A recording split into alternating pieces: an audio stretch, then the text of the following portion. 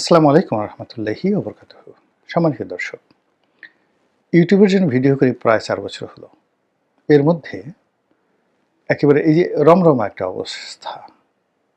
প্রতি মাসেই গড়ে ৫০ লাখ লোক আপনারা এই ভিডিও দেখেন। শুধুমাত্র আমার পেজেই। আর অসংখ্য মানে শত, শত যারা তরুণ ইউটিউবার রয়েছেন তারা ফেসবুকে, ইউটিউবে এই আমার যে কনটেন্টগুলো তারা নকল করেন, কপি করেন। আমি কখনো আসলে সাধারণত স্ট্রাইক দেই না। তো এই ভিড়ের মধ্যে গত সেই ৪ বছর ধরে আর ৩ বছরের যে বুমিং একটি অবস্থা, আমি আমার ভিডিওগুলোতে কতগুলো ভ্যারাইটি আনার চেষ্টা করি। একটা ভিডিও যদি রাজনীতি নিয়ে করি, আরেকটা ভিডিও ধর্মকর্ম বা সমাজ নিয়ে করেছি। একটা ভিডিও যদি স্থানীয় রাজনীতি নিয়ে করেছি, আরেকটা ভিডিও করেছি পাক ভারতের উপমহাদেশের রাজনীতি নিয়ে, আরেকটা ভিডিও করেছি হয়তো গ্লোবাল পলিটিক্স নিয়ে। ফলে আমার একটা ভ্যারিয়েশন থাকতো, আনন্দ থাকতো এবং একই সঙ্গে লেখাপড়ার মানটাও ভালো থাকতো। বিদেশের যে কোনো একটা বিষয় নিয়ে বলতে গেলে পড়াশোনা করতে হয়, জানতে হয়, প্রস্তুতি নিতে হয়, কাগজ কলম সাথে থাকে। কিন্তু এখন রাজনীতি নিয়ে যখন আমি কথা বলি কেবলমাত্র বাংলাদেশের বিষয় নিয়ে, এগুলো তো মুখস্থ।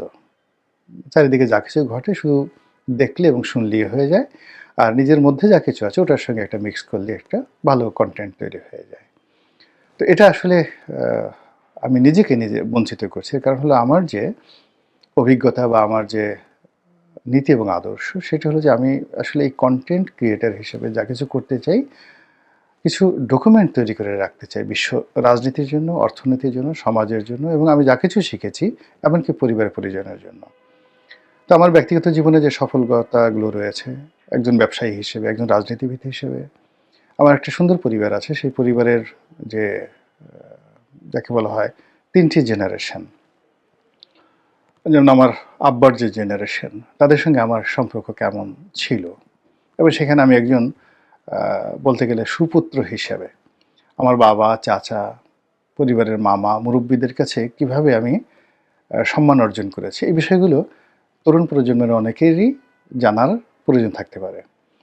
আবার পরবর্তীতে দেখা গেল যে আমার নিজের জেনারেশন, সেই জেনারেশনে আমার বন্ধু-বান্ধব, ভাই, ব্রাদার, আত্মীয়-স্বজন সবার সঙ্গে আমার প্রতিযোগিতা করতে হয়েছে এবং সবাইকে আমাকে ছাড়িয়ে যেতে হয়েছে। কখনো ঈর্ষায় পড়তে হয়েছে, কখনো শত্রুতায়, কখনো স্নেহে, কখনো ভালোবাসায়। আর থার্ড হলো যে আমার ছেলে সন্তান। এই ছেলে সন্তানের যে প্রজন্ম, ওর আগে কিন্তু আরেকটা প্রজন্ম, চতুর্থ প্রজন্ম, আমি আমার দাদার প্রজন্মটাও পেয়েছি, দাদা এবং নানাদের। সেখানেও কিন্তু আমার একটা ভূমিকা আছে। তাহলে চতুর্থ প্রজন্ম এবং আমি খুব দ্রুত নানা এবং দাদা হতে চলেছি। তো নানা এবং দাদা হতে চলেছি, তো সেখানে পঞ্চম জেনারেশন, ৫টা জেনারেশনের সাথে চলার যে অভিজ্ঞতা, সেই অভিজ্ঞতা তো অবশ্যই আমার শেয়ার করার প্রয়োজন রয়েছে। এনিওয়ে, তো যেটা বললাম যে জুলাই আগস্ট বিপ্লবের পরে কেবলমাত্র স্থানীয় বিষয় নিয়ে কনটেন্ট তৈরি করছি ৯৯%। কিন্তু এর মধ্যে কিন্তু পৃথিবীতে অনেক কিছু ঘটে যাচ্ছে এবং পৃথিবীর রাজনীতির কারণে আমাদের বাংলাদেশের রাজনীতি পরিবর্তিত হয়ে যায়। এখন এই যে ইলেকশনটা হচ্ছে, ইলেকশনে কিন্তু বাংলাদেশ থেকে যা কিছু হচ্ছে তার দ্বিগুণ। অর্থাৎ যদি বাংলাদেশ থেকে ৩৩% নিয়ন্ত্রণ রাজনীতিবিদদের হাতে থাকে, ৬৬% নিয়ন্ত্রণ এখন দেশের বাইরে। এখন সেটি লন্ডন বলেন, আমেরিকা বলেন, পাকিস্তান বলেন, ভারত বলেন, এটা বলতে হবে। ২ নম্বর হলো যে আমাদের যে অর্থনীতি, আমরা যে পরিশ্রম করি বা যে কাজকর্ম করি, এখন বলতে গেলে আসলে ৯০% বিষয় নির্ভর করে অন্য দেশের অর্থনীতির উপরে। এই যে আমাদের রেমিটেন্সগুলো পুরো দেশটাকে চালিয়ে রেখেছে। মধ্যপ্রাচ্যে অশান্তি হলে, ইউরোপ আমেরিকা অশান্তি হলে, আমাদের পাসপোর্টের মান কমে গেলে এই আমাদের এই রমরম অবস্থা থাকবে না ম্যান পাওয়ারে। এই যে আমাদের আমদানিকৃত পণ্য, এখন এই যে সারা বাংলাদেশে সিএনজি, এলএনজি, তার এলপিজির সমস্যা যাচ্ছে। এর কারণ হলো যে আমরা যে সাপ্লাই চেইন রেখেছি ইরানের সাথে, রাশিয়ার সাথে, ভারতের সাথে, একটা হলো আন্ডার মার্কেট, এখানে সমস্যা হচ্ছে। তো কাজেই এই বিষয়গুলো নিয়ে আলোচনা করার দরকার আছে। এই করোনার কারণে আমাদের পুরো ইকোনমির যে মানে আপনি শেখ হাসিনা কিন্তু পতনই হতো না। যত কিছুই বলেন না কেন, আমেরিকার বাবাও শেখ হাসিনার পতন ঘটাতে পারতো না যদি বাংলাদেশে, পৃথিবীতে করোনা না আসতো। করোনার কারণে তার যে ইকোনমিক গ্রোথটা ছিল, ২০১৮ পর্যন্ত তিনি যে গ্রোথটা রেখেছিলেন, সেখানে যে পরিমাণ দুর্নীতি হয়েছিল, এই দুর্নীতি তাকে পঙ্গু করতে পারেনি। কিন্তু করোনার সময়টিতে পুরো তার যে ট্যাক্স কালেকশন, তার যে অর্থনীতি, এই জিনিসগুলো ধসে পড়েছে। আর তার যে দুর্নীতি, সেই দুর্নীতির যারা লোকজন ছিলেন তারাও দেউলিয়া হয়ে গেছে। তো ওদের যে দুর্নীতি, এসালাম বলেন, বেক্সিমকো বলেন, তারা কিন্তু এটা করোনার আগ পর্যন্ত ধামাচাপা দিয়ে মানে ১,০০,০০০ কোটি টাকা ব্যাংক থেকে নিয়েছে, ২০,০০০ কোটি টাকা রাজনৈতিক পান্ডাদেরকে দিয়েছে, নিজেরা ২০,০০০ কোটি টাকা বিদেশে পাচার করেছে, ৬০,০০০ কোটি টাকা তারা বিনিয়োগ করে তারা কিন্তু ইকোনমির চাকা ঘুরিয়ে নিচ্ছিল, এবং ৬০,০০০ কোটি টাকা দিয়েই আসলে ৪০,০০০ কোটি টাকা সে কভার করতে পারত।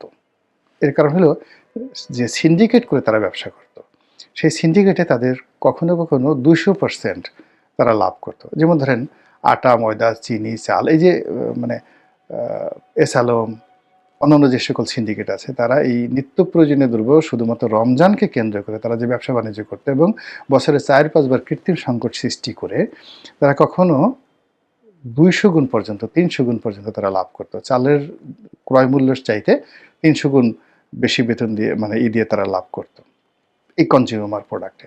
ফলে ওই যে তারা যে চুরিচামারি করতো, এটা স্বাভাবিক অবস্থায় থাকলে এটা তারা কভার আপ করতে পারতো। কিন্তু করোনার কারণে কি হলো, তছনছ হয়ে গেল, সব তছনছ হয়ে গেল, এবং তারা ব্যাংক ডিফল্ট হতে থাকলো।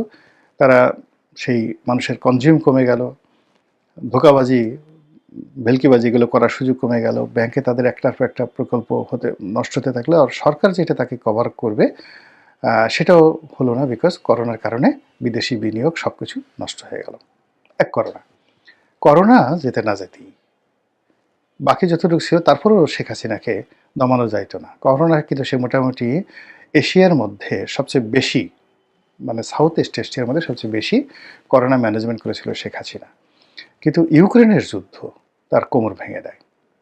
তো সেই ইউক্রেনে যখন যুদ্ধ, সে যদি তখন ভারতের মতো ঝুঁকি নিয়ে রাশিয়ান তেলটা আমদানি করে, রাশিয়া এখানে রিফাইনারি প্রতিষ্ঠা করতে চেয়েছিল, এবং রাশিয়াকে যদি সে এখানে সেনা ক্যাম্প স্থাপন করতে দিত, এই যে চীনের খপরে সে পড়তো না, এবং তার ক্ষমতা হারায় না সে, কিন্তু ওই সাহসটা সে করতে পারেনি। সে যদি খালি মিস্টার পুতিনের সাথে বলতো যে ঠিক আছে, আমাকে এই গার্মেন্টস আমি টোটালি এক্সপোর্ট করব, মানে আমেরিকার পরিবর্তে তোমার দেশে তুমি এটাকে কিনে নাও, আগামী 10 বছরের জন্য বাংলাদেশের যত গার্মেন্টস বর্তমান রেট আছে তোমার সাথে, তোমার দেশে, এবং ওখানে মানে ওয়ালমার্ট, জেসি পেনির সাথে বড় বড় কোম্পানি রাশিয়াতে আছে, মানে তারা ওইগুলো নিয়ন্ত্রণ করে, চীন এবং রাশিয়া। তো বাংলাদেশের ব্র্যান্ডগুলো তারা কিন্তু সেখানে দিতে পারতো। তো ওই কাজগুলো শেখ হাসিনা সেই ঝুঁকি নেয়নি। ফলে কি হলো, ইউক্রেন যুদ্ধের সে না মানে বেহেশত না দোজখ মাঝামাঝি থেকে পুরো ইকোনমিটাকে শেষ করে দিয়েছে। আর সেই ইকোনমি এখন বাংলাদেশে, আর এর মধ্যে ইরানের যুদ্ধ হই হই করে মানে হচ্ছে না বা হওয়ার উপক্রম দেখা দিয়েছে। তো সেক্ষেত্রে আমাদের যে ইকোনমি, ডক্টর মোহাম্মদ ইউনূসের যে কর্মকাণ্ড, আগামীতে যদি যারা নির্বাচন হয়, যদি স্বাভাবিকভাবে তারেক রহমান সাহেব ক্ষমতায় আসেন, সকল সম্ভাবনা বুমেরাং হয়ে যাবে ইরানের যুদ্ধের ফলে, ইরান এবং আমেরিকার যুদ্ধের ফলে তছনছ হয়ে যাবে বাংলাদেশে। এই যে এখন ইরানের যদি আক্রমণ করে, ইরান যদি আমেরিকা আক্রমণ মানে আমেরিকা যদি ইরান আক্রমণ করে, বিশ্বাস করেন বাংলাদেশের মার্কিন রাষ্ট্রদূতের এই যে এখন যে ভাবসাব দেখছেন, দেখতেই পাবে না, দে হ্যাভ টু তাদের এখানে নিয়ে যেতে হবে। এই হলো বাস্তব অবস্থা। তো কাজেই তার ফলে কি হবে, আমাদের অর্থনীতিকে সোজা থাকবে, আমেরিকা কি ছেড়ে দেবে? আমাকে ছাড়বে না। কিন্তু আবার সরকারের যে ক্ষমতা আছে, সেই ক্ষমতা দিয়ে কোনো অবস্থাতেই সেই অ্যাঙ্গার, সাধারণ তৌহিদি জনতার যে অ্যাঙ্গার, সেটা বন্ধ রাখতে পারবে না। কাজেই এই যে আমেরিকা যে যুদ্ধের জন্য চেষ্টা চালাচ্ছে, সেটা নিয়ে আলোচনা করা কিন্তু আমাদের জন্য ফরজ আইন।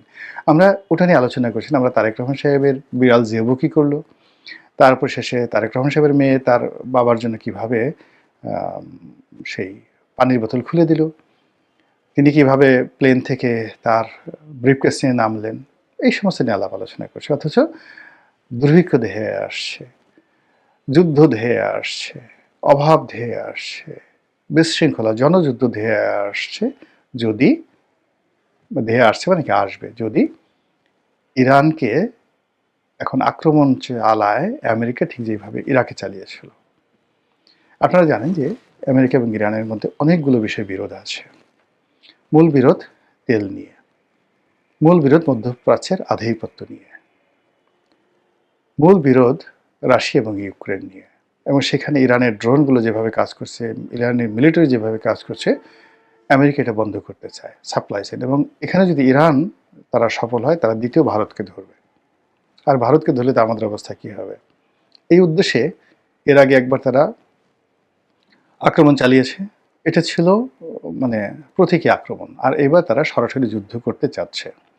এখন সরাসরি যুদ্ধ করার জন্য এই মুহূর্তে যেটি আছে, তারা মধ্যপ্রাচ্যে মার্কিন ঘাঁটিগুলো ব্যবহার করতে চায়, কিন্তু কাতার, ইরাক, সংযুক্ত আরব আমিরাত, সৌদি আরব তারা স্পষ্টভাবে জানিয়ে দিয়েছে যে কোনো পরিস্থিতি হোক না, ইভেন জর্ডান, তারা মিশর সহ কোনো দেশ এমনকি তুরস্ক, কোনো দেশ আমেরিকাকে তাদের ঘাঁটি ব্যবহার করে মানে নিজ নিজ দেশে ঘাঁটি ব্যবহার করে ইরান আক্রমণ করতে দেবে না।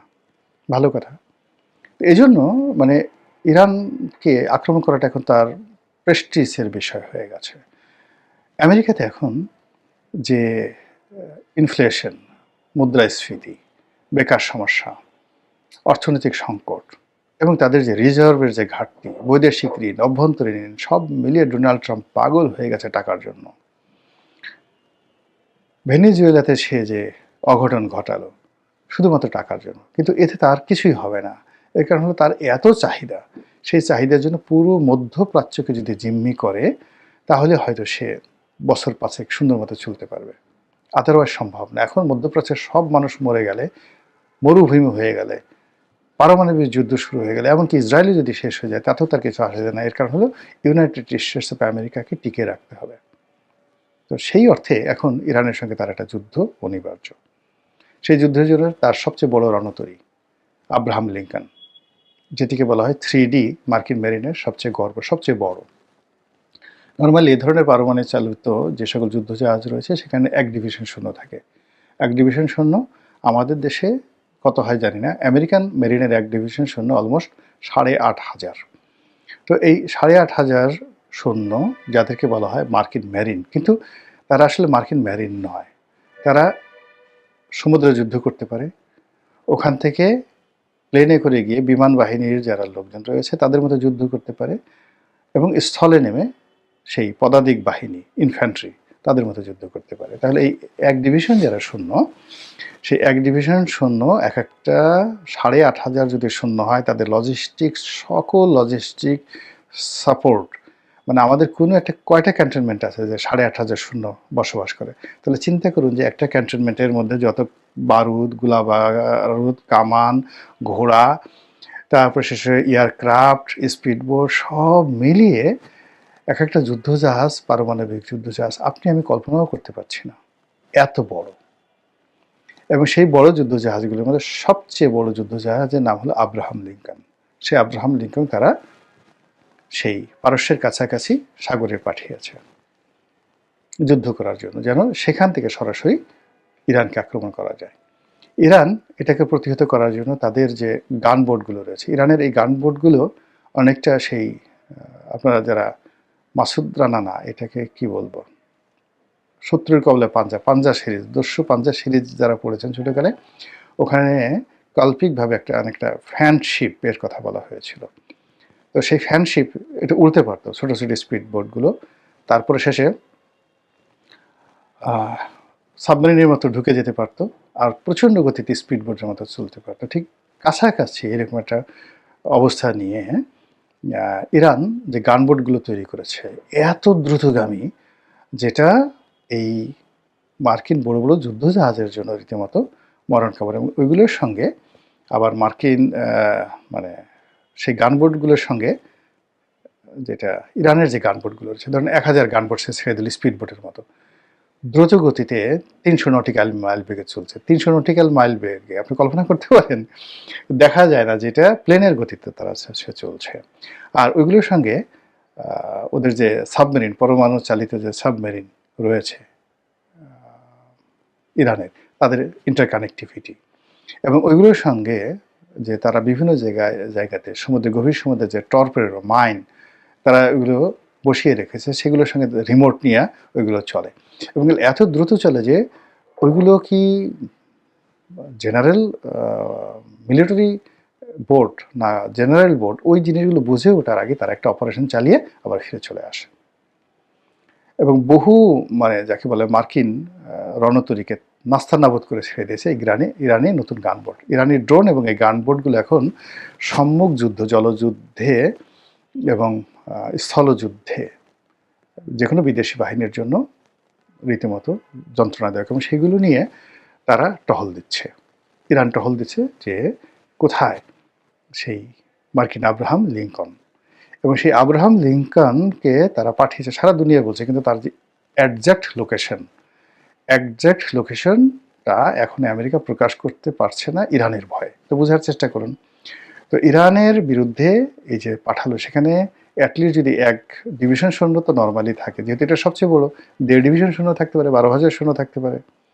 তো এরকম মার্কিন সেনাবাহিনীর, নৌবাহিনীর ত্রিমাত্রিক এবং স্থলবাহিনীর আর্মির 12,000 চৌকুশ সৈন্য, সেখানে যদি 200-250 এরকম ফাইটার প্লেন থাকে, F-35 এর মতো ফাইটার প্লেন থাকে, এবং সেগুলো নিয়ে তারা যদি ইরানে আক্রমণ চালায়, তাহলে বুঝতে পারেন যে যুদ্ধটা সর্বাত্মক কোন পর্যায়ে চলে আসবে। এবং এই জিনিসগুলো এখন ইরান প্রচার করছে যে আমরা ছেড়ে দেব না, সর্বাত্মক যুদ্ধ করব। অন্যদিকে আমেরিকা বলছে যে এখন আলোচনার সুযোগ আছে, ইঙ্গিত দিচ্ছে এখন আলোচনার সুযোগ আছে। আবার বলার চেষ্টা করছে আমরা ওখানে যাচ্ছি মূলত সেই খামেনিকে মারার জন্য, আয়াতুল্লাহ আলী খামেনিকে, ধর্মীয় নেতা, তাকে মারব, অথবা তাকে ভেনেজুয়েলার সেই মাদুরোর মতো তাকে ধরে নিয়ে আসবো। তো এই অবস্থাতে মধ্যপ্রাচ্যের যে যুদ্ধ, মাসখানেক আগে যেটা মনে করেছিল যে ইরান আক্রমণই করবে, মানে ইরানকে আক্রমণ করবে আমেরিকা, এবং সেটা আবার হঠাৎ করে তারা বন্ধ করেছিল ইরানের সেই বিপ্লব উপলক্ষে। এখন সেই বিপ্লবটা ধিমে তালে চলছে, ইরান সেটা নিয়ন্ত্রণ করে নিয়েছে, এবং সেই নিয়ন্ত্রণের প্রেক্ষিতে আবার তারা চিন্তা করলো যে আল্লাহ, এখন তো যদি ইরান 100% তারা নিয়ন্ত্রণ করে ফেলে, তখন তো আরও অনেক দিন অপেক্ষা করতে হবে। তো সেক্ষেত্রে যেহেতু এখনও ধিমে তালে যে আন্দোলনগুলো চলছে, সেই আন্দোলনের মধ্যেই যদি হিট করা যায় তাহলে একটা ভালো ফলাফল আসবে। তো সেই অর্থে মানে মার্কিন যুক্তরাষ্ট্র যে কর্মকাণ্ড চালু করেছে, এবং সাথে যদি মধ্যপ্রাচ্যে একটা যুদ্ধ শুরু হয়ে যায়, তাহলে আমরা এই যে ইউক্রেন যুদ্ধ, করোনার যুদ্ধ, আওয়ামী লীগের পতন, এবং গত 17 মাসের যে অব্যাহত আমাদের অর্থনীতির পতন, রাজনীতির পতন, সব পতনগুলো একীভূত হয়ে আমরা যে কোথায় চলে যাব, একমাত্র আল্লাহ ছাড়া কেউ জানেন না। আসসালামু আলাইকুম রহমতুল্লাহি ওয়া বারাকাতুহু।